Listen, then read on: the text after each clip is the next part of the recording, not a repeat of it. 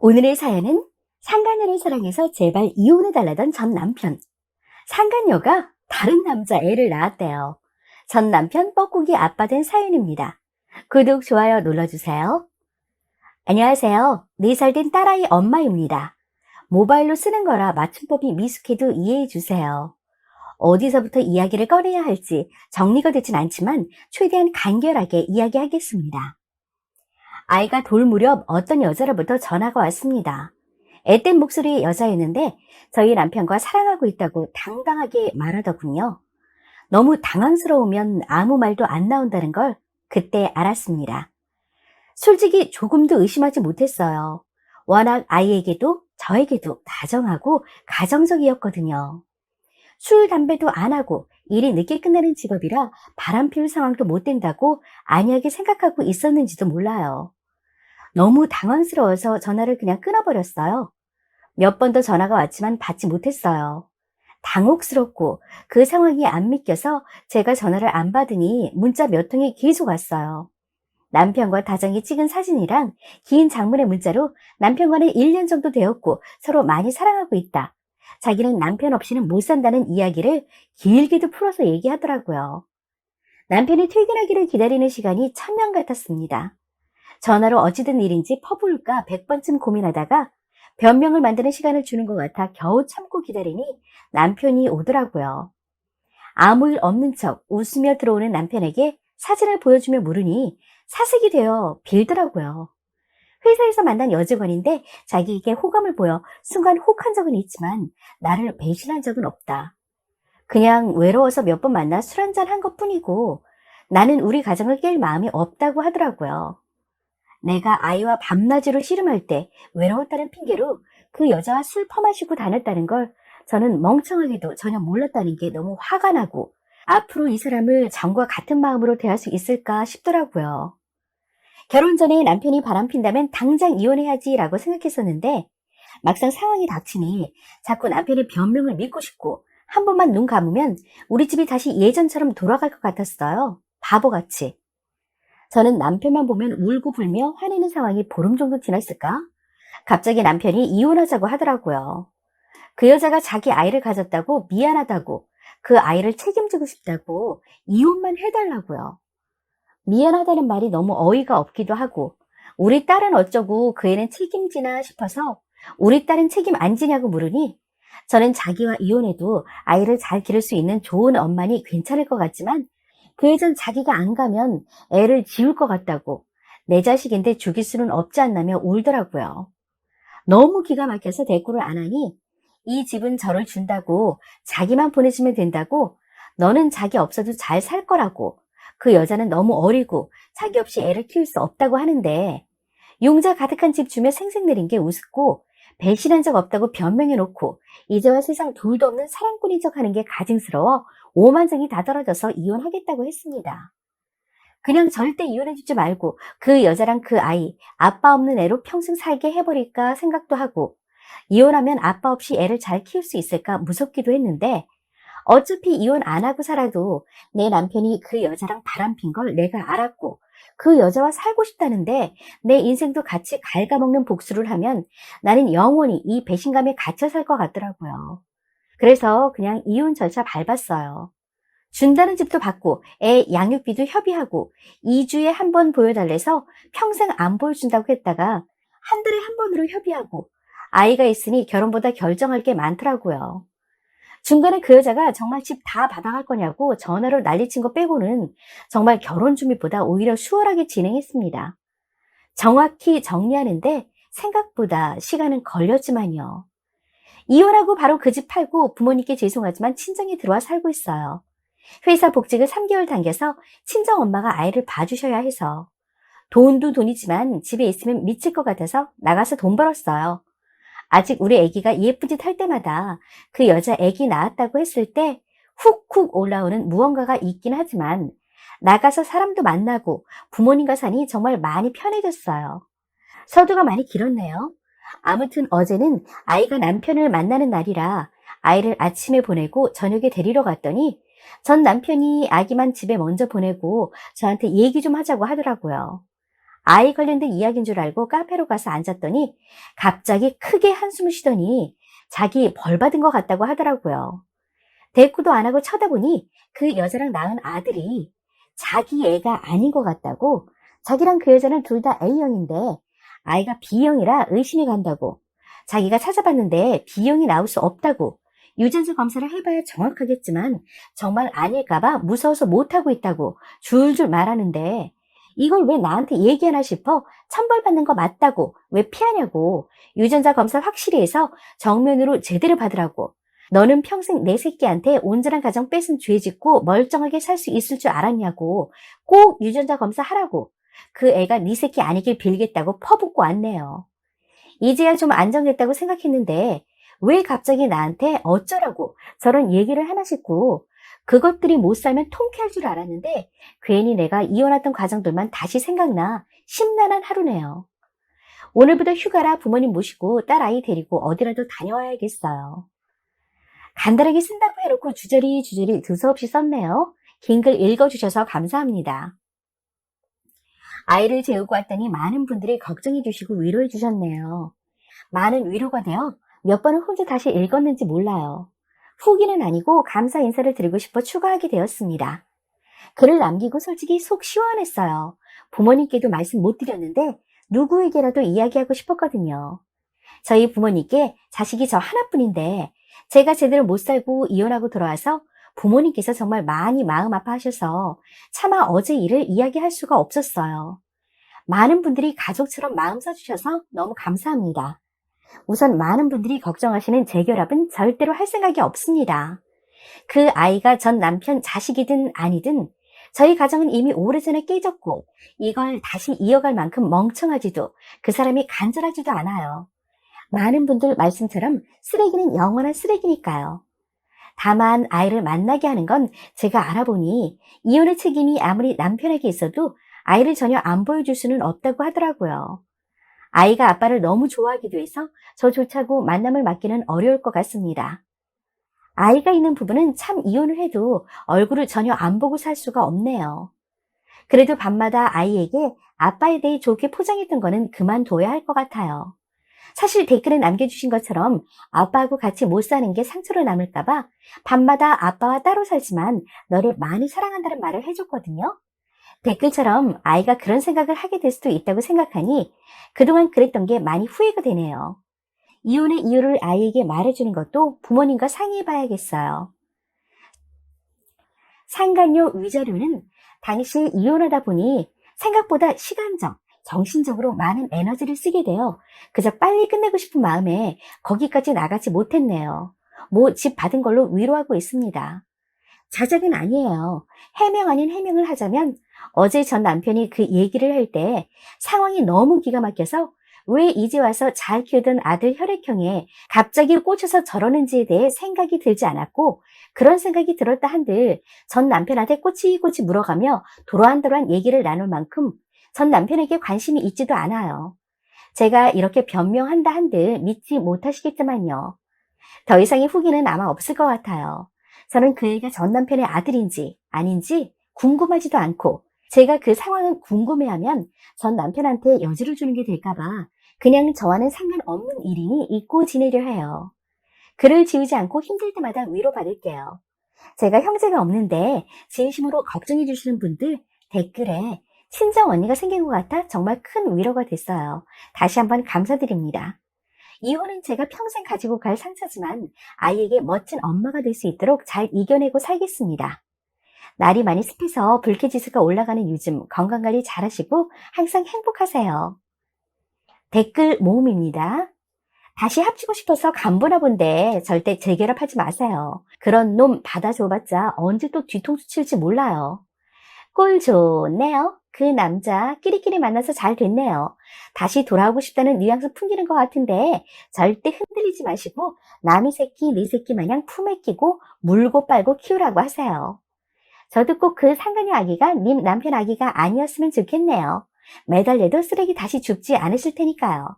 다음에 다시 검사하고 와서 자기 애가 아니라고 한다면 세상 크게 깔깔깔 웃어주세요. 남편 씨가 아니라면 그 남편이 상간녀와 살아야 할 이유가 없잖아요. 그 남편은 다시 쓰니와 합치려 할 겁니다. 지금 당장은 합칠 상황도 마음도 아닐 테니 차라리 애인 하나 만드시고 나중에 재결합하시는 것도 좋은 선택입니다. 일단 가정이 먼저 우선입니다. 남편분이 방황의 시간을 갖고 있는 것 같네요. 그래도 집은 주고 떠난 거 보니 마음은 아예 없지 않은 것 같아 보입니다. 그래도 아이를 생각해서 다시 한번 서로 합치고 사는 게 어떨까 생각합니다. 어렵고 고통스러운 시간이겠지만 이게 가장 최선인 것 같네요. 서로를 이해하는 시간을 더 많이 가져보고 서로 여행도 한번 다시 다녀보세요. 상간녀 때문에 가정 깨지 마세요. 이혼 2번 한 제가 진지하게 말씀드립니다. 가끔 이런 글 올라올 때마다 느끼는 게 한 번 바람핀 놈 처음이 어렵지 2번, 3번은 아무것도 아닐 거라는 생각이 들어요. 절대 재결합하지 마시고요. 저도 그 아이가 남편 아이가 아니었으면 좋겠네요. 남편 아이가 아니라면 그 상간녀는 걸레넌이라는 게 또 한 번 증명된 거네요. 내 새끼 버리고 남의 새끼 키워보라고 하세요.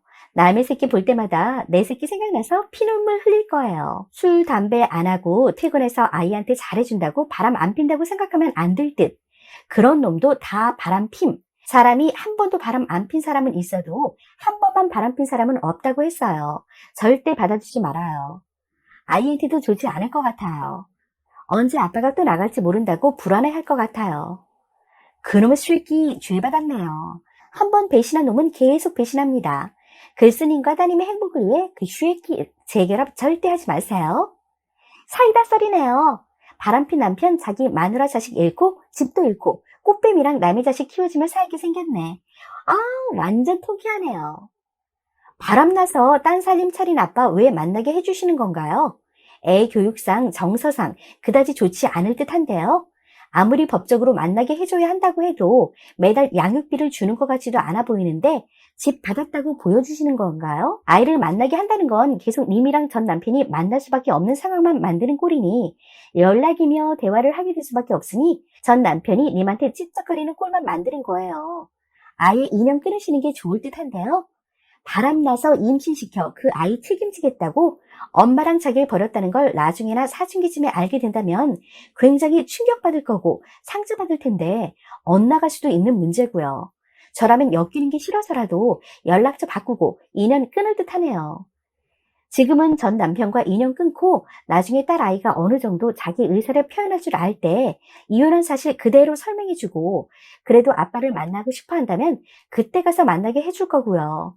저런 아빠라면 아빠 자리 따위 필요 없다고 생각하시고 이혼하셨을 것 같은데 이제 와서 이혼해도 아빠는 아빠니까 라는 생각으로 만나게 해주시는 게 이해가 잘 안 되네요. 계속 만나게 해줘봤자 도움보다는 계속 안 좋은 전 남편의 현재 가정만 알게 되고 소식 듣게 될 텐데 딸아이 미래를 생각해 보시길 바랍니다. 그리고 님도 전 남편하고 아예 연 끊는 것이 좋죠. 바람난 여자라 새 살림 차린 전 남편 뭐가 치근하다고 애 데리고 오고 데려다 주면서 말 섞고 그러시나요? 참 속도 좋으시네요. 비위가 좋으신 건지 뭔지. 저 같은 연락처부터 바꾸고 연 끊었을 텐데 자꾸 여지 주시는 것밖에 더 되나요? 자기 애가 아니던지 말던지 저런 뻘소리를 전처한테 시전하는 거 보니까 재결합하자는 뉘앙스 풍기네요.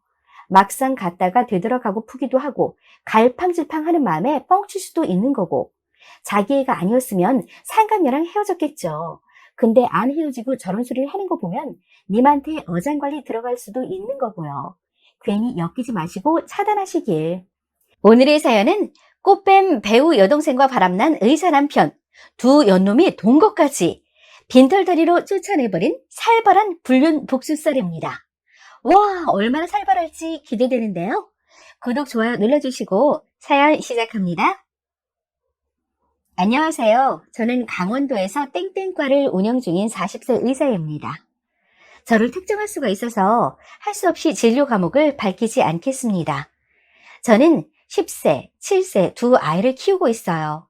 그래서 남편의 불륜 사실을 알고도 아이들을 위해서 용서하고 넘어가려고 했습니다. 동생 아이를 병원에서 일하게 한 저희 잘못도 있기 때문에 둘의 불륜만 정리가 된다면 어떻게든 가정을 지키려고 했습니다. 이야기를 시작하려면 저의 배경부터 설명을 해야 되겠군요. 저희 집은 평창에서 농장을 크게 운영해서 땅이 좀 많았습니다.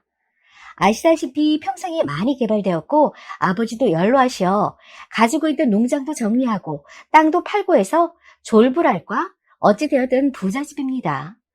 저는 좀 부유하게 컸고 부자 아버지 밑에서 자랐고 남편과 바람난 제 이종 사촌 여동생은 어촌 마을에서 자랐고 품팔이하는 이모부 밑에서 가난하게 살았습니다.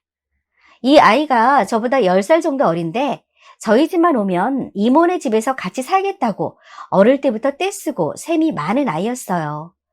얼굴은 이쁘장하게 생겼고 배우를 하겠다고 서울로 올라가서는 활동도 했지만 드라마에 간혹가다 단역 정도만 나오는 무명 배우였습니다.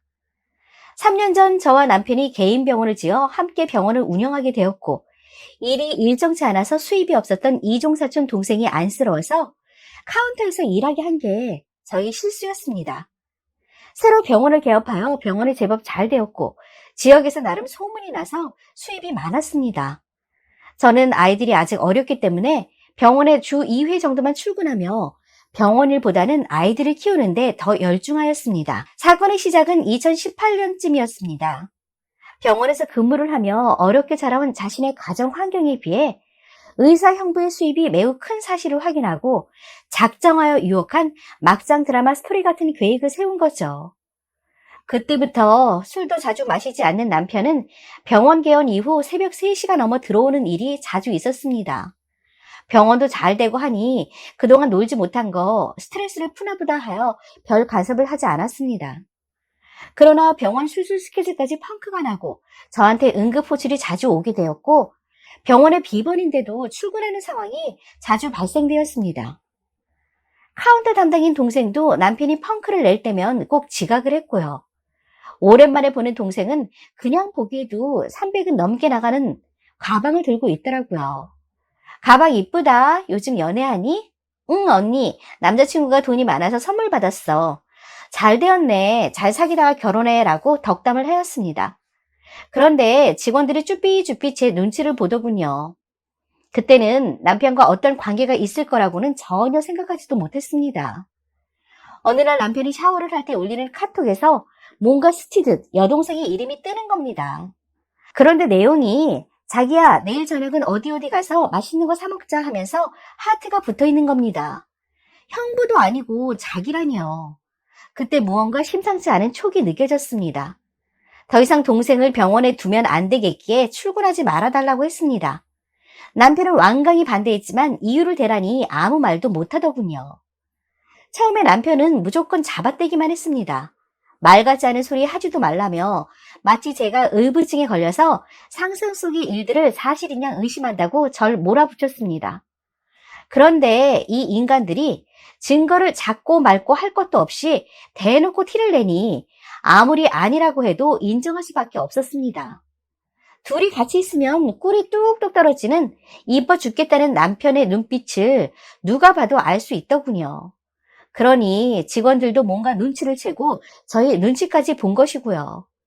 그렇게 티를 내니 모두 알게 되고 눈치를 챈 가족들의 만류에도 동생은 병원 근처에 원룸을 얻어 형부인 제 남편과 동거를 시도하더군요. 당장 소나기만 피해가자는 식으로 저의 눈을 피해서 그들만의 미래가 시작된 거죠. 아니죠. 아예 대놓고 가족들도 알고 다 아니까 이판사판 좋아 죽겠는데 누가 말리겠냐는 식이었을까요? 제가 너무 어리석었습니다.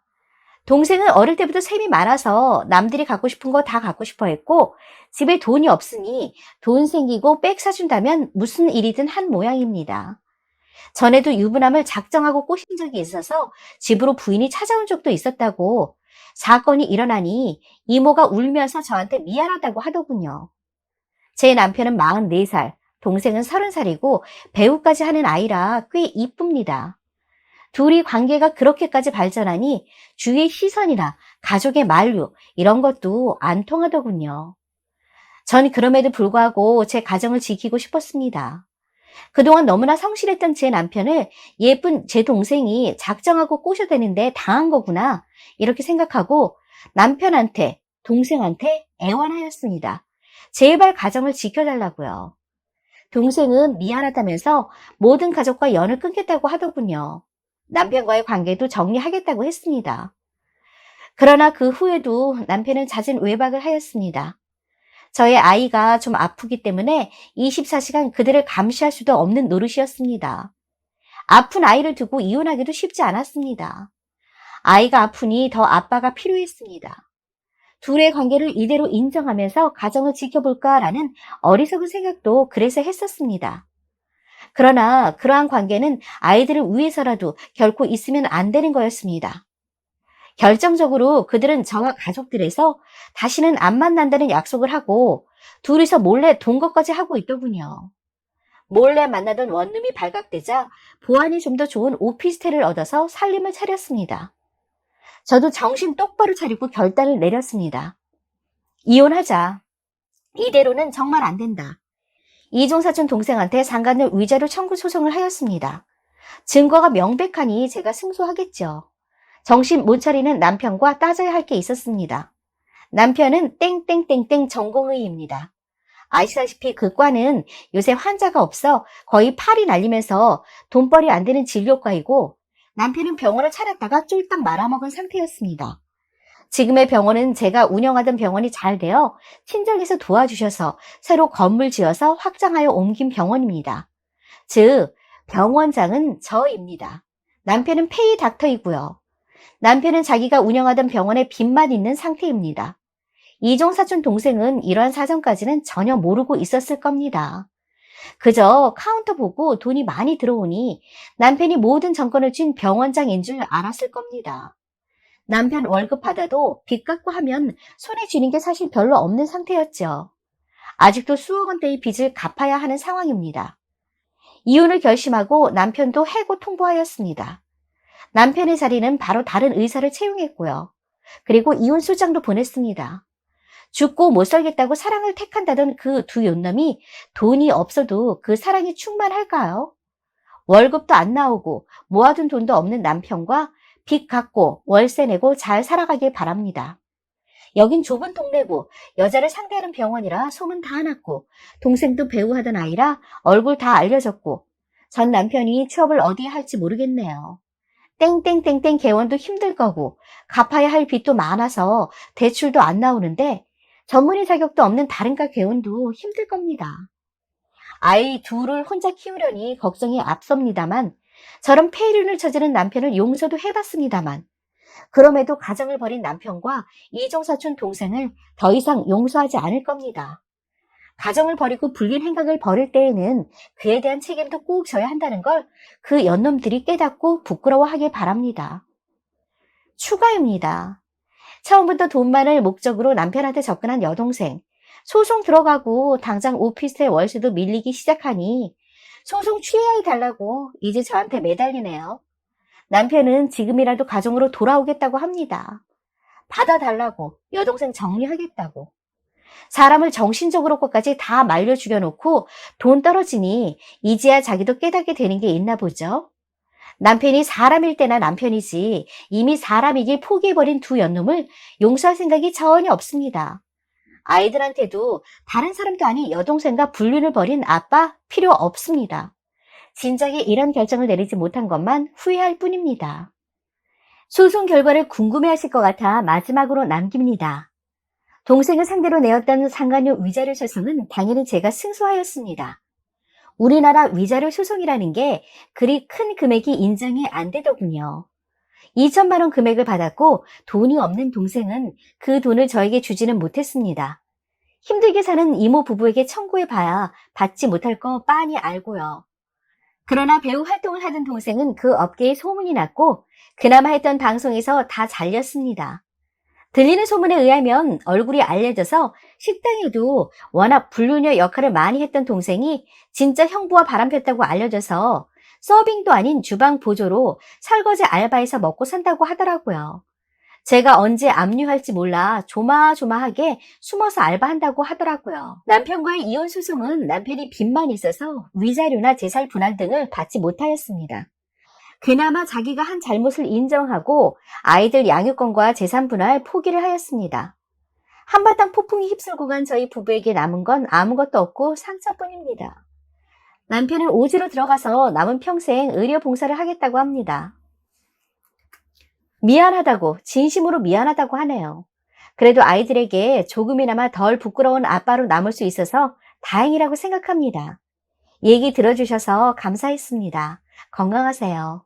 오늘의 사연은 똥줄 탄 상간녀, 바람난 남편과 상간녀 찢어놓고 이혼하기 사이다 사연입니다. 구독, 좋아요 눌러주시고 사연 시작합니다. 결혼 12년차 주부입니다. 제가 몸이 좀 안 좋아서 결혼 생활을 하면서 직장도 다니지 못했고 집안일도 거의 하지 못했습니다. 결혼 생활 한동안 사업하는 남편이 수입이 괜찮았고 저를 먹여 살린 건 인정합니다. 남편은 제 친정 뒷바라지에 제 뒷바라지까지 하면서 그렇게 12년을 살았습니다. 시간이 흘러 제 건강도 많이 좋아져서 직장도 다니면서 평온한 삶을 살았습니다. 그런데 남편 사업이 쫄딱 망하면서부터 부부 사이에 문제가 생기기 시작했습니다. 남편 사업이 망하고 매일 밖에 나가서 술만 마셨습니다. 사업이 망했는데 돈이 어디 있어서 룸사롱에서 술을 마시는지 이해가 도무지 되지 않았습니다. 남편이 너무하다 싶어 제가 싫은 소리 한마디 했습니다. 내가 왜 돈 벌어서 네 유흥비 뒷바라지까지 해야 하냐고. 미래도 없고 삶이 거지 같다고. 이렇게 인신공격을 했죠. 남편은 사업 망한 것이 제 탓이라고 하면서 무슨 일만 생기면 온갖 제 탓이라고 하며 폭력과 온갖 욕설을 하면서 헤어지자고 난리를 쳤습니다. 그 후 정말로 재혼할 여자를 찾아다니더니 얼마 지나지 않아 정말로 재혼할 여자를 찾았다고 하더라고요. 남편의 행패는 재혼할 여자를 찾고부터 더 심해지기 시작했습니다. 저한테 이혼해달라고 집에서는 살림 부수고 폭력과 욕설을 했습니다. 솔직히 100번이라도 이혼하고 싶었는데 남편이 하는 짓이 너무나 괘씸해서 절대로 이혼 못한다고 남편한테 말했습니다. 남편의 행패는 갈수록 더 심해지고 폭력과 욕설로 되지 않으니까 안 되겠는지 이혼 안 해주면 자기 죽는다고 난리까지 치더라고요. 남편은 제게 너랑 살아도 사는 게 아니다. 너랑 살면서 불행했다. 다시는 너를 만나고 싶지 않다. 온갖 악담을 하며 우리는 악연이고 서로 같이 있어 일도 잘 풀리지 않는다고 말했습니다. 하루하루 매일 서로 쌍욕과 악담을 하면서 밑바닥을 보며 싸움을 했죠. 남편의 상간녀는 음식점을 운영하는 여자였어요. 꽤 유명한 맛집으로 돈도 많은 것 같았습니다. 남편은 사업이 망하고 항상 장사라도 해야 입에 풀칠이라도 할 수 있다는 말을 입에 달고 살더니 끝내 재혼할 여자를 음식점 하는 여자를 만났습니다. 남편은 집에 잘 들어오지도 않고 가끔 집에 들어오면서 저한테 언제 이혼할 거냐? 너 언제 집 나가냐? 하면서 온갖 쌍욕과 악담만 했습니다. 남편은 자기 돈 다 써서 지금 살고 있는 집 보증금 빼서 그걸로 연명하며 살아야 된다고 하면서 제가 이혼 안 해줘서 너랑 맨날 싸우면서 인생을 낭비할 수 없다고 하네요. 너무 어이없어서 말이 안 나왔습니다. 남편은 저한테 니네 친정 식구들 싸우는 거 보고 자라서 너도 보고 배웠냐? 남편도 친정 부모님들이 욕하고 싸우는 거 여러 번 봤거든요. 자기가 욕하고 싸우는 게 친정 부모님한테 전염됐다고도 하네요. 그리고 저한테 딴 남자 만나라고 하면서 이혼을 하자고 하네요. 부부 사이가 이렇게까지 되고 말았어요. 남편이 사업 망하고 친정 오빠가 일자리 구해준다고 말한 적이 있었는데 자기가 망했다고 친정에서 자기를 무시한다고 하면서 자존심 상한다고 길길이 날뛰고 저에 대한 믿음도 없다고 하네요. 남편의 바람 문제도 문제인데 부부 사이가 정말 서로 너무 극악으로 치달았어요. 남편은 상간녀와 바람핀 거 걸렸지만 끝까지 발뺌해서 제가 남편 잠잘 때 제가 때린 적도 있었어요.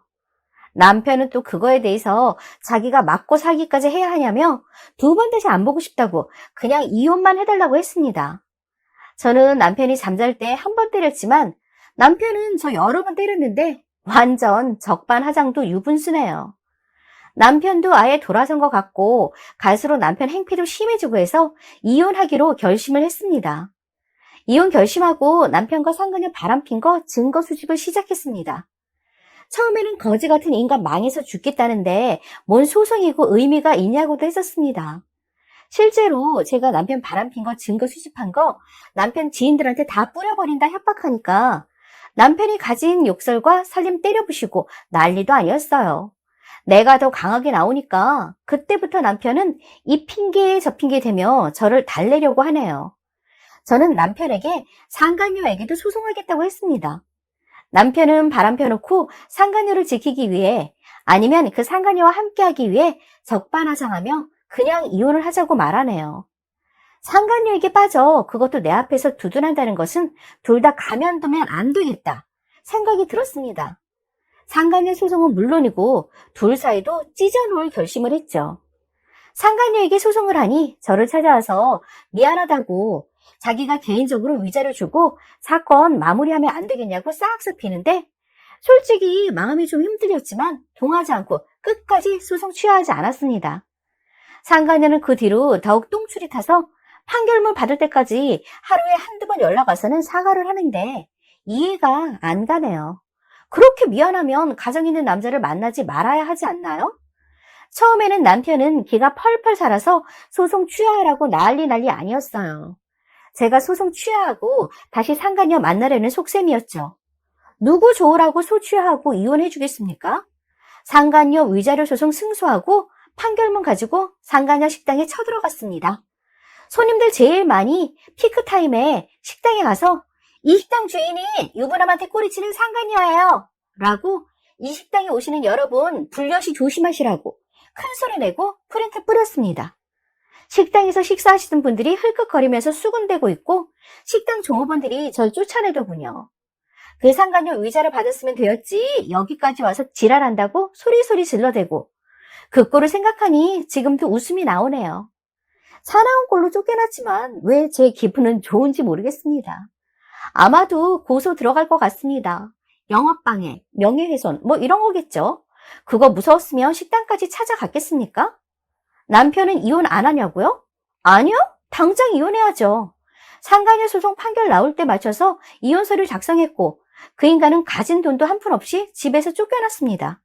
그 상간녀도 개망신 당하고 남편은 꼴도 보기 싫다고 받아주지 않았다고 하더군요. 누구 좋으라고 이혼하자고 할 때 이혼해주나요? 바람난 남편과 상간녀에게 복수한 저의 이혼 사연이었습니다. 안녕하세요. 오늘의 사연은 깜짝 놀라지 마세요. 남편의 바람. 그런데 아내에게도 맞바람을 피라고 했다네요. 진짜로 딴 남자와 사귀는 아내분의 사연입니다. 구독, 좋아요 눌러주시고 사연 시작합니다. 올해 33살 된 유부녀입니다. 결혼을 20대 중반에 좀 일찍 한 편이에요. 5살 아들 한 명이 있습니다. 결혼 후 깨소금 같은 신혼을 즐기다가 임신을 했어요. 10달 동안 공주 대접받고 소중한 아들을 낳았습니다.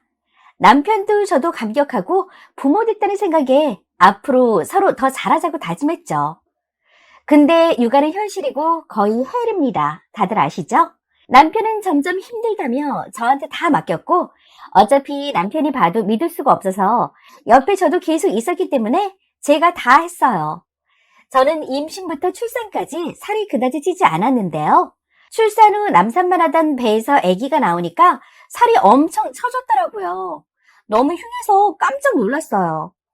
그때 한동안 우울했던 기억이 납니다. 게다가 제가 뱃살이 처져서 튼 살 생긴 그 이후로는 남편도 보고 놀랐었고요. 그 뒤로 잠자리를 원하지 않더라고요. 근데 30대 성형 팔팔한 남자가 잠자리 없이 살 수가 있나요? 1년 넘게 제 몸은 한 번도 안 건드렸는데 저는 남편이 1년이나 잠자리를 안 하고 산다는 건 말이 안 된다고 생각했어요. 분명 누군가와 할 거라고 생각했어요. 바람이던 차장가든요. 제 예상은 그대로 맞았습니다. 직장 여자랑 바람이 났더라고요. 저는 막 화를 냈는데 완전 적반하장이었어요. 이혼하고 싶냐고 했는데 그건 또 싫대요. 근데 여러분은 이해 못할지도 모르지만 저도 이혼은 싫었어요. 아무래도 둘 사이에 낳은 애 때문인 것 같습니다. 남편은 처음엔 눈치 보더니 나중 가선 대놓고 그 여자를 만났고요. 외박도 종종 했습니다. 외박한 날 제가 뭐라 하면 자긴 못 헤어진다고 그냥 이혼하거나 저도 다른 남자 만나라고 했습니다. 그래서 나한테 완전히 마음이 떠나갔구나 생각이 들어서 그 이후로 체념을 했고요. 생활비나 꼬박꼬박 받아서 그래 생활비 주면 됐지 합리화하면서 육아에만 전념했습니다. 어느 순간부터 남편이 외박을 하든 말든 신경 안 썼고요. 남편 처음에 눈치 보더니 적응했는지 신나게 외박하더라고요. 그러다가 TV 보는데 연예인이 요리하는 거 보고 있었는데 맛있게 보여서 나중에 해먹어 보려고 컴퓨터로 레시피 찾아서 즐겨찾기 하고 즐겨찾기 됐는지 확인하려고 눌렀는데 여자의 이름이 있길래 눌렀더니 불륜 중인 여자 페북이었어요. 근데 푸샤이 떡하니 남편이랑 찍은 걸로 되어 있어서 그때 진짜 빡쳤었네요. 그날 그걸로 진짜 화냈었는데 요즘 가만히 있더니 왜 또 그러냐고 그러니까 이혼하든 너도 다른 남자 만나든 하라고 또 그 소리 하더라고요. 제가 빡쳐서 나도 딴 남자 만나고 만다 다짐하고 처진 살 웨이트 꾸준히 해주면 나아진다고 인터넷에 있길래 뱃살 중심으로 운동도 열심히 했고요. 솔직히 출산 후에 편한 옷만 입고 화장도 안 했어요. 아니 근데 애 키우느라 고생하는데 그것까지 신경 쓸 겨를이 없었습니다. 애 키우면서 자기 관리까지 잘하시는 엄마들 정말 대단한 거예요.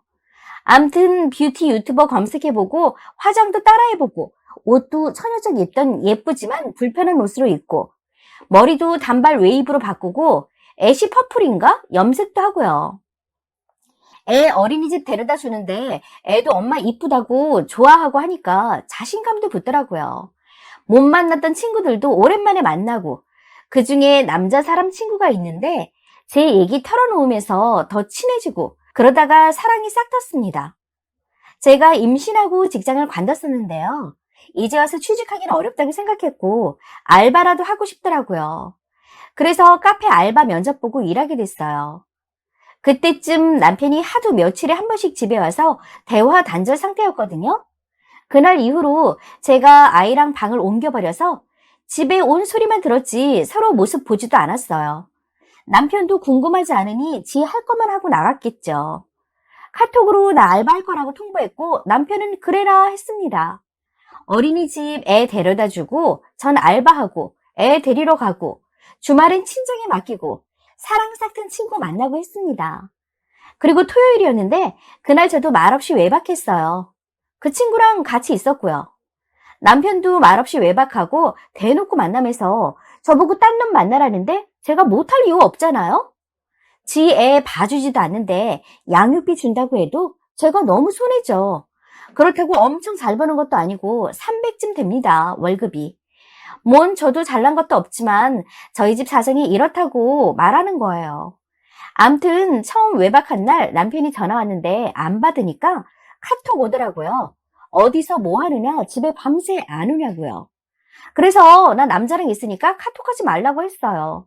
너도 말없이 외박하는데 내가 말할 필요 없고 네가 남자 만나라고 했으니까 불만 없지 했습니다. 답장이 없었어요. 그리고 집에 갔는데 웬일로 집에 있더라고요. 부부인데도 서로 얼마나 단절되고 안 보고 살았는지 염색한 지가 언젠데 저보고 염색했네 라고 말하는데 짜증이 솟구쳐서 라고 대답하고 바로 방으로 갔어요. 그 후부터 슬금슬금 말 걸더니 질투하고 화내기 시작하더라고요. 자기도 그만 만날 테니까 저도 그만 만나라는데 싫다고 했습니다. 어차피 애 때문에 이혼 안 한 건데 애도 나 몰라라 하고 너 있으나 마나인 것 같다고 이혼하자고 했어요. 나한테 이혼하자고 하지 않았었냐고 하자고 했죠. 남자 생겼다고 갑질한다고 똑같이 바람 펴놓고 넌 뭐 떳떳한 줄 아냐고 화냅니다. 이혼 못한다고 하길래 그럼 너도 여태껏 한 것처럼 딴 여자 만나라 했습니다. 입에 거품 물고 부들부들 거리네요. 이제 제 기분을 좀 알려나요? 저도 똑같다고 욕해도 상관없어요. 의견이 분분한데요. 여러분의 생각은 어떠세요? 오늘의 사연은 한 남자도 아니고 여러 명과 바람을 핀 아내를 둔 남편의 안타까운 사연입니다. 구독, 좋아요 눌러주세요. 아내의 상간남들 처절한 응징한 남편의 이혼썰. 겨우 4살 된 한 아이의 엄마로, 결혼 5년 된 남편의 아내로, 그리고 한 가족의 구성원으로서 지켜야 할 가장 기본적인 의무는 바로 진실함이라고 생각합니다. 저 그렇게 꽉 막힌 놈 아니라서 와이프가 사실 과거가 좀 지저분한 거 알고 있어도 별소리 안 했습니다. 그때는 어차피 각자 다른 인생을 살던 사람들이었고 결국 저와 결혼을 했으니 그런 건 문제가 안 된다고 생각했습니다. 아마 이 부분은 저의 가장 큰 실수였던 것 같습니다. 어느 순간 아침에 10분이면 끝나던 출근 준비가 1시간이 넘어갑니다. 자기도 좀 가꾸고 다녀야겠다는 생각을 했다나요? 회식이 잦아지고 새벽 귀가가 많아집니다. 심지어 외박까지 하더군요. 직원 집에서 잤다. 사무실 책상에서 뻗었다. 여러분, 너무나 완벽한 대답이죠? 제가 아마도 바보인 줄 알았나 봅니다. 참고로 와이프보다는 제가 똑똑한 듯 합니다. 그리고 점점 짜증과 불만이 늘어갑니다. 집이 좁다. 시어머니가 마음에 안 든다.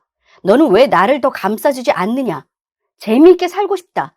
이런 이유들인데 뭐 사람이 항상 웃을 수만은 없으니 그러려니 합니다. 그리고 결정적으로 잠자리를 원천적으로 봉쇄하고 거부합니다. 뭐 저렇게 변하기 시작한 1년 동안 딱 한 번 잠자리 했습니다. 무조건 거부합니다. 땡기지 않는답니다. 그리고 벌레 보듯이 봅니다. 쓰레기 취급하듯. 자, 이 정도 상황이 되면 그림이 슬슬 나오실 겁니다. 그래서 정말 큰돈을 들여 뒷조사를 합니다. 흥신소에서 그러더군요. 현장을 잡아서 저를 부르고 간통 증거까지 하는데 비용이 더 든다고. 뭐 거기까지는 제가 너무 눈이 돌아갈 것 같아서 더도 말고 덜도 말고 데이트 사진이나 모텔 드나드는 사진 정도까지만 해달라고 합니다. 하루하루 돈이 드는 일이라 와이프가 회식이라는 날 며칠을 지정해서 의뢰합니다. 아니나 다를까 예상하시는 그대로입니다. 더 충격적이었던 건 총 3번 의뢰를 했는데 한 번은 그냥 집에 왔고 2번은 그 짓거리를 하는데 사진을 보는 사람이 다릅니다. 한 명은 제가 아는 사람입니다. 같은 회사 직원이더군요. 총각. 재밌죠? 그리고 당당하게 저한테 인사를 시켰으니 다른 한 명은 전혀 알 수 없는 사람입니다. 뭐 뻔하죠. 게임질을 하던 채팅질을 하던 해서 만난 거겠죠. 전공 분야였으니까요. 추가적인 비용 지불하고 그 모르는 남자 연락처까지 알아내고 직장까지 알아냈습니다. 일단 고민을 합니다. 누구를 먼저 조질까? 만약 한쪽을 어설프게 조지면 분명 이야기가 들어갈 것이고 그럼 뭔가 조치를 준비하겠다 싶어서 하루에 다 끝내기로 작정을 합니다. 연차를 냈습니다. 먼저 모르는 남자를 찾아갑니다. 회사 앞에서 전화를 날립니다. 누구냐고 바쁘다고 안 내려온다고 하네요. 당당히 올라갑니다. 그리고 전화벨 울리는 거 확인하고 바로 그 앞자리 여직원한테 모텔에서 들어가고 나오는 사진 던져줬습니다. 이 사람 결혼했냐고 물어봤습니다. 했답니다. 아하, 그럼 와이프한테 알려줘야겠구나. 다급하게 튀어나오며 제 팔을 잡고 나가잡니다. 안타깝게도 제가 한임 하는지라 안 끌려갑니다. 그리고 그 자리에서 급 싸다구를 날렸습니다. 또 날리고 또 날리고 그 회사 사람들 말립니다. 그래서 고래고래 소리쳤습니다. 간통 증거까지 다 확보했으니 이제 범법자랑 같이 일 잘해 보십시오. 그리고 만약 지금 우리 와이프한테 전화하면 네 가정도 파탄 낼 테니 알아서 하라고 나왔습니다. 2번째, 와이프 회사로 향합니다. 여직원 달랑 2명에 남직원이 20명 정도 되는 회사입니다. 물론 사장님과 이사님도 뵌 적이 있죠. 결혼식이랑 돌잔치 다 와주셨으니까요. 들어가자마자 안면이 있는 직원이 인사를 합니다. 반갑게. 저도 웃으며 반갑게 인사를 했습니다. 이 대리는 잠시 화장실 가신 것 같아요. 나머지 한 여직원이 친절하게 안내해 주십니다. 바로 그 불륜남 위치를 파악하기 시작합니다. 그리고 사장님께 인사를 드리러 왔다고 사장실로 안내 부탁했습니다. 역시 친절하게 안내해 주더군요. 사장님도 반갑게 맞아주셨습니다. 1분 뒤에 벌어질 상황을 전혀 예상 못하셨죠. 제가 사진을 드렸습니다. 직원 관리 잘 하셔야겠다고 말씀드렸습니다. 전에도 다른 남직원하고 썸씽 있었던 거 문제지라고 할 때 알고 있었지만 모른 척 했는데 더는 못하겠다고 말씀드렸습니다. 간통으로 잡아 넣겠다고. 사장님이 이제 40대 초반에 자수성가하신 분인데 굉장히 다혈질이십니다. 바로 그 남직원에게 달려가십니다. 그리고 사진을 보여주며 물어보십니다. 이게 뭐냐고. 그 강아지 아무 말 못하고 눈만 동그랗게 뜹니다. 와이프 들어옵니다. 사장이 소리치고 내가 그 옆에 있고 사랑한다는 그 새끼가 고개 숙이고 있으니 슬슬 옵니다. 네, 그 사장님 그 불륜남 바로 후려치십니다. 내 회사에서 이런 더러운 짓거리들을 하고 있었냐고. 가정에 있는 여자를 건드리는 개 같은 새끼가 내 직원이냐고. 갑자기 왜 그랬는지 속에서 정말 온갖 불이 다 올라오는데 참아야 하는데 안 되더군요. 정말 미친 듯이 후려쳐대기 시작했습니다.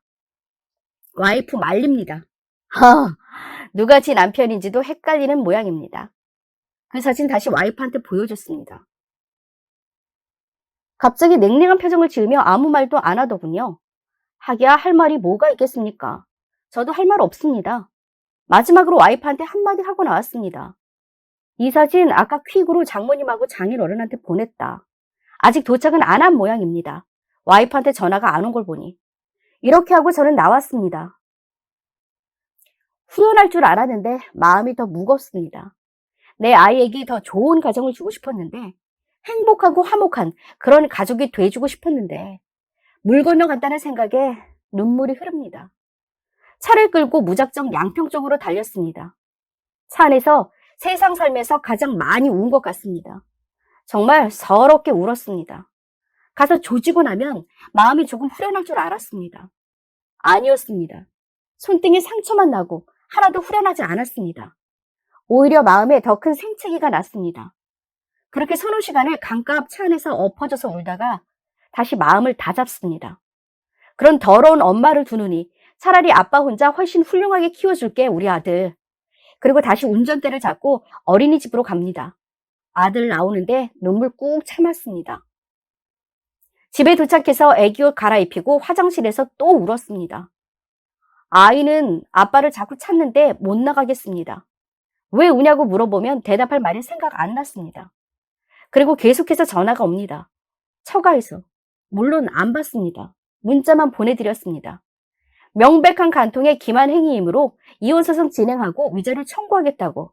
다들 아시겠지만 간통은 성행위가 이루어지는 순간을 잡아야 한다고 해서 그건 없는지라 일단 소송으로 가야 한다고 합니다. 사촌 형님이 변호사이신데 이혼 전문 변호사이십니다. 바로 전화드렸습니다. 쪽팔린 거 다 필요 없습니다. 와이프를 사회에서 완벽하게 매장시킬 정도로 만들고 싶었으니까요. 무조건 이긴다고 하네요. 양육권뿐만 아니라 면접권 자체에도 제한을 줄 수 있다고. 뭐 정확히는 모르겠지만 그렇다고 합니다. 위자료 당연히 받아야죠. 황당한 건 그 회사의 불륜남이 저를 폭행범으로 고소한다고 하네요. 참 젊은 놈이 사람 인생을 파탄 내놓고서 몇 대 쳐맞았다고 고소한답니다. 하라고 했습니다.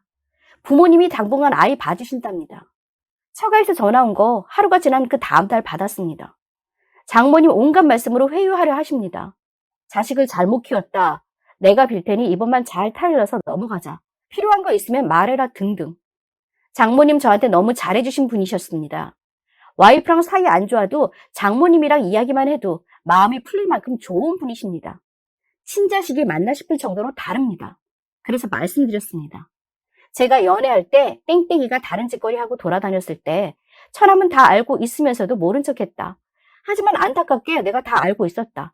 아무리 식구지만 그렇게 부도덕한 짓거리를 하는데 모른 척 입 닫아주는 것이 식구라면 나는 그런 식구들이랑은 상종하기 싫다. 어쩌면 지금 이 짓거리들은 처남도 알지 모르겠다. 둘이 워낙 죽고 못 사니까. 그런데 알아도 몰라도 상관없다.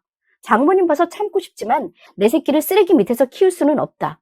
장모님 그동안 너무 감사했고 앞으로도 그 마음은 변하지 않을 거다. 하지만 땡땡이는 죽을 때까지 용서는커녕 눈에 띄면 죽이고 싶을 것 같다. 다시 한번 죄송하다. 이렇게요. 그 응징한 날 이후로 와이프는 집에 들어오지 않습니다. 저는 와이프 짐을 싸서 이미 처가로 보냈습니다. 내일 경찰서에서 오라고 합니다. 폭행 혐의. 근데 그 회사 사장님과 통화하니 무조건 자기 선에서 막아주시겠답니다. 직원 교육 잘못 시켜서 미안하다고요. 무슨 말씀을. 더러운 것들끼리 더럽게 노는 걸 사장님이 어떻게 아시겠냐. 발정난 암캐와 숙캐가 몰래 숨어서 붙어먹은 거니까 사장님은 죄책감 느끼지 마시라. 마지막으로 신경 써주셔서 감사하다. 이렇게 마무리하고 끊었습니다. 글을 읽어보니 마치 장난치듯이 우스갯소리 마냥 써놨네요. 지금 마음속은 온갖 불덩이들이 다 들어와 있는 것 같은데 참. 마음이 좀 진정되고 진행이 잘 되면 후기 한번 올릴게요. 아무래도 소송이라 시간이 좀 걸릴 것 같기는 하네요. 참, 앞에 쳐들어갔던 그 유부남은 어떻게 처리할지 고민 좀 해보려고요. 망신당했으니 그냥 넘어갈지 아니면 가정까지 작사를 낼지. 이따가 친구랑 만나서 낮술이나 한잔 해야겠습니다. 못나서 마누라 뺏긴 놈의 긴 넋두리 읽어주셔서 진심으로 감사드립니다. 이렇게나마 넋두리라도 하니 속이 좀 풀립니다. 오늘의 사연은 여러 명이랑 바람난 남편, 결국 감옥까지 결혼지역에서 탈출한 아내분의 사연입니다. 구독, 좋아요 눌러주시고 사연 시작합니다. 작년 이맘때쯤 25살 남편이 12살 많은 여자랑 바람이 났다며 증거 수집해서 어떻게 해야 하는지, 이러이러한 증거도 증거가 될지, 소송을 해야 할지 등등 여러 자문을 구했었어요. 작년글 못 보신 분을 위해서 간단하게 소개하자면 당시 18개월이었던 아기가 있었고 현재 30개월, 주말마다 당직이다 뭐다 사무실 출근 도장 찍더니 그 여자랑 놀러 다닌 거였고 카톡도 바보처럼 안 지우고 있다가 몰래 비번 풀어서 증거로 다 남겨뒀었어요. 그 당시에는 어떻게 해야 할지 막막했는데 일단 바람핀 거 알게 되었을 때 모른 척하면서 더 확실한 증거를 모으기로 했고 약 일주일 뒤 둘이 잠자리 한 거에 대한 내용으로 대화를 깊게 나눈 카톡을 보게 되었고 이로써 증거 수집은 다 끝났다 싶어 그 둘을 카톡방에 초대해서 갖고 있던 사진들 중 수위 센 거랑 불륜녀 정보, 남편 정보, 아이들 정보 구글링한 거 내용 다 풀어버렸더니 전화기 불나게 번갈아가며 전화가 오더라고요. 울고 불고 제발 한 번만 봐주라. 잘못했다. 죽은 듯 살겠다 하는데 이미 상처받은 내 마음은 어쩔 건데 내가 왜 봐줘야 하는데 싶은 생각이 들었고 이미 남편이란 작자는 두 번째 외도. 처음엔 내가 바보 같아서 증거도 못 모으고 허술하게 넘어갔지만 이번에는 그러기 싫었고 꼭 이 사람이랑 끝을 내야겠다고 생각했기 때문에 조금 더 철두철미하게 행동했었습니다. 과정은 길었지만 결론만 말하자면 불륜녀에게는 소정의 합의금으로 땡 1,000만 원을 받았고 모든 정보는 지워버렸으나 또 한 번 접촉이 있을 시 다시 구글링할 수 있게 몇 가지 정보는 노트에 적어놨죠. 하지만 그 노트는 잃어버렸고 그 여자와의 접촉은 없었습니다. 그 여자와는요. 남편이란 놈과 이혼 준비를 하는 동안 그놈이 하루에도 수십 번씩 마음이 바뀌어서 이혼을 못 해준다. 아니다. 하자. 이 짓거리를 하길래 소송하면 니놈 새끼 탈탈 털어버리고 싶냐 하니 순순히 협의 이혼하자고 하더라고요. 미안하다며 양육비는 월 100만 원씩 주겠다더니 서류 넣고 자녀 교육 때 만나서 70 주겠다 하고 의무 상담 때 만나서 50 주겠다 하다가 애 안 보여주면 30도 못 보낸다. 땡땡 소리 짓거리길래 일단 알았다. 네 마음대로 하고 이혼이나 제대로 하자. 제때 나와라 하고 3개월 숙려 기간을 지냈습니다. 어차피 그놈 인성으로는 1년도 채 양육비 안 보낼 걸 알기에 기대도 안 하고 있었고 이혼만 되면 그 돈 몇십만 원이야 있어도 그만, 없어도 그만이라고 생각했어요.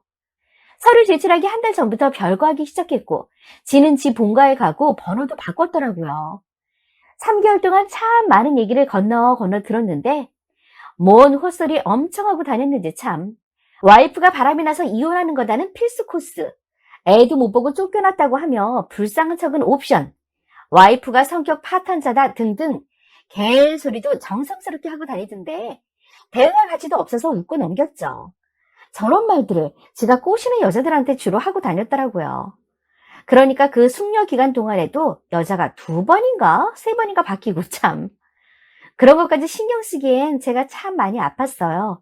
자세히는 못 쓰지만 큰 수술도 한 번 하고 입원도 몇 번 하고 마음의 병이 안에서 굼다가 몸으로 나타난 건지 여튼 3개월이 지나고 마지막 확정기일에 안 나오고 전화도 안 받고 톡도 안 되고 두 번째 확정기일에도 나가도 똑같이 연락이 안 되고 주위 친구들한테 물었더니 잠수 탔대요. 갑자기. 어이도 없고 당황스럽고 변호사에게 물어보니 이런 경우는 소송이 답이라고 하더라고요. 당연히 본인 직업이니 소송하라고 하겠죠.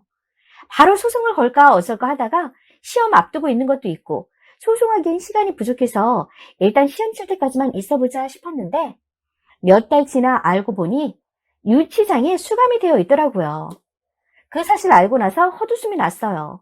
중간 과정 생략하고 결론만 말하자면 확정기일 전후로 수감이 되어서는 6개월 동안 재판받았고 그 결과는 교도소 행위더라고요. 알아보니 3개월 이상 형량이면 배우자 없이 혼자 이혼 진행이 가능하다고 해서 교도소 가서 수감인 증명서 떼고 법원 가서 서류 제출까지 한 상태입니다. 아기랑 저랑 있던 집에서도 이미 나와 이사를 한 상태라 새로운 집 주소 알려주기 싫어서 지인 집으로 주소를 옮겨놨더니 그쪽으로 그놈이 편지를 한 통 보내놨더라고요.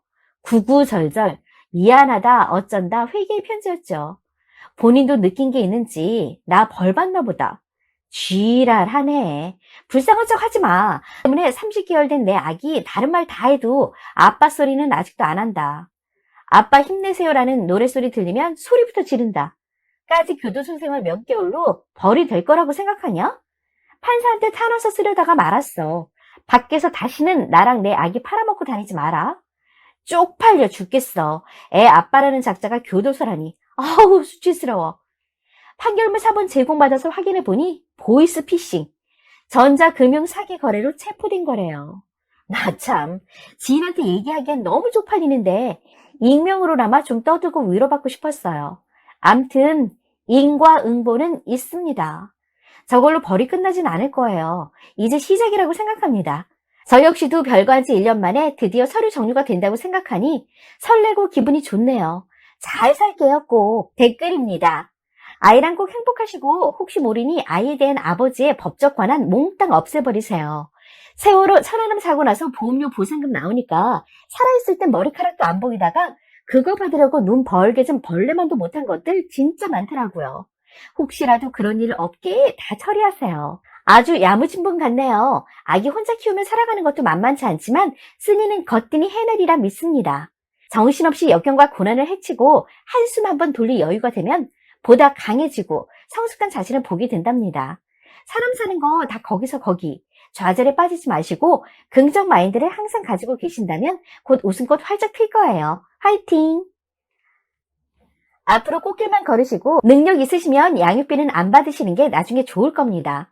보통 저런 인간들이 나중에 애비 대우 받으려고 난리치더라고요. 태생적으로 부끄러움이라는 게 없는 족속들이라. 대신 증거 삼아 계속 양육비 청구 내용 증명은 보내두셔요. 그래야 부양 의무 불이행으로 훗날 자제분한테 피해 안 갑니다.